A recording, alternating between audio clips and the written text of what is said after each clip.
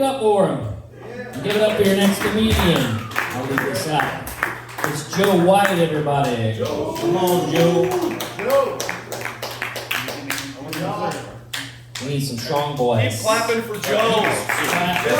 Keep going.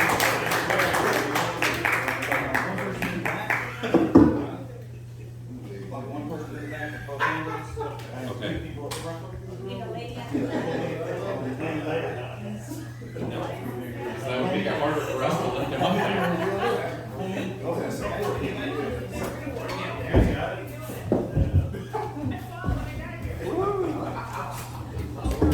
We did it, everybody.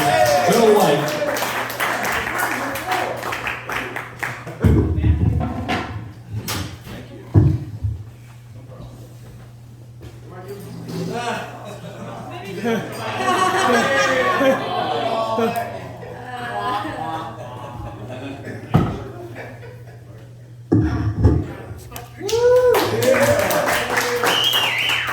My name's Joe White, and as you can tell, I set my goals for myself.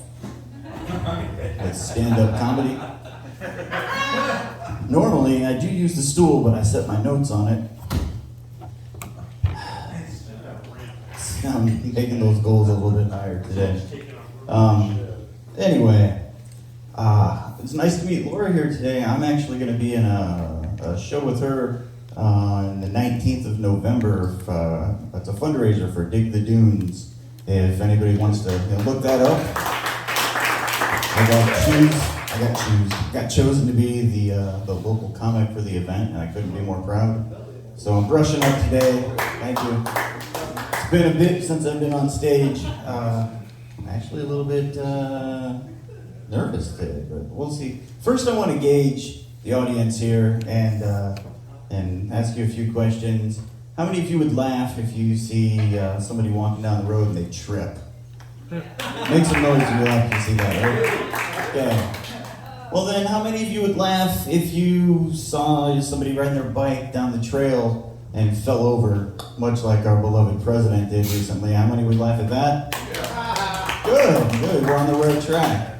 How many of you guys would laugh if you see somebody, I don't know, fall out of their wheelchair? Okay, that's a better response than I usually get. Normally, Joe knows how to split the room in half, but good. Seems like most of you weren't raised by decent people, so that should make the next 4 minutes go a little bit, be a little bit less painless. I'll tell you a story here. I call it the Pooh Bear story. And that's because some days I'm not feeling so good, or I'm feeling just a little bit lazy, and I only dress the upper half if I'm not going anywhere. Pooh Bear. It just so happened. Thank you.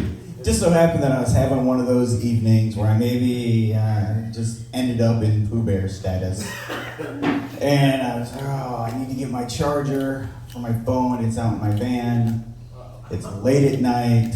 I'm faced with the dilemma of what to do about this. So, I don't know. I just throw a hoodie over my lap and I risk it. I mean, late 11, 12 o'clock, something like that. Who's gonna see me anyway? And at this point, I have this ramp that was a jankety wooden ramp that went to the sidewalk, and the sidewalk kind of curved, and so I hit this ramp. The end of it was sticking right off the edge of the sidewalk, and my front wheel went into the grass. Yeah, you got it. I Supermaned out of this chair, ended up in the wet grass. Glory to God, to my bright ass porch light. All the nether regions exposed.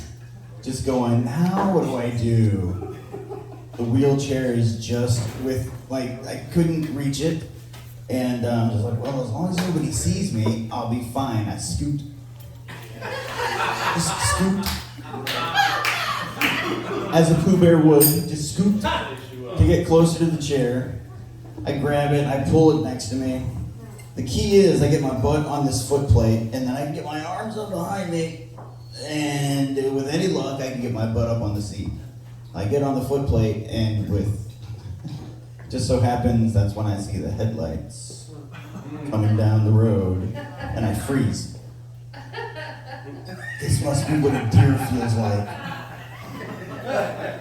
If I don't move, they won't see me.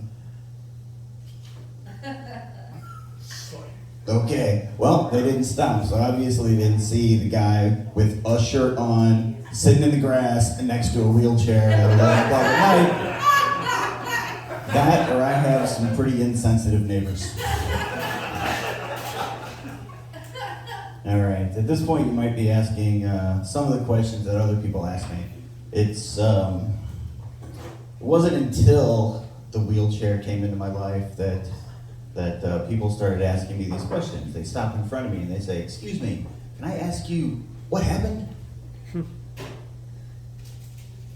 What happened when? I'm 47 years old. Lots of things have happened in 47 years.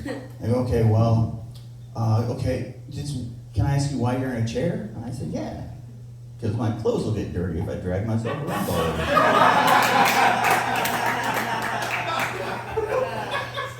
over. Okay, that's not exactly what I meant, but they're like, so how did you get in a wheelchair? Well, I dragged it real close to my bed this morning, and I just did a lateral slide, and ta-da, like magic. Oh, that's not what they're asking for either. But they really want to know if I have a disability and what that disability is. And so I end up telling the story. I thought it'd be fun to ride a mechanical bull at the Porter County Fair in 2003. Anybody else ever ride a mechanical bull? Yeah. Oh, I'm in good company. Okay. Well, you're probably seem to be more lucky than I was. That, or you didn't read the sign, or you read the signs. I got thrown off, got back on, got thrown off, got back on, because you get 4 minutes for $5. It only costs $5 for me to get thrown off. And I didn't know if I was going to do a flip or land on my face, and I didn't do either. I landed right on the top of my head, and my nose literally touched my chest. I broke C6 and C7. If you go ahead and feel the back of your neck, lean your head down, you can feel that one bone sticks out. I don't see anybody doing it. Oh, right. Yeah, so you feel that. I still see, there are no lap rides unless you feel your, there are no chair rides on my lap unless you feel your bone back there. All right. Anyway, that's C6 or 7. I crushed that one. And I had to put a piece of my hip in, and I just, kind of fractured the one below it, or the one above it, and ended up with an incomplete paralysis from here down, which means that I can feel all the way down. That means that I used to be able to do standing pivot transfers until 13 years later, my lower back went out. But I did win the broken neck lottery. I can poop, pee, and have sex all on my own.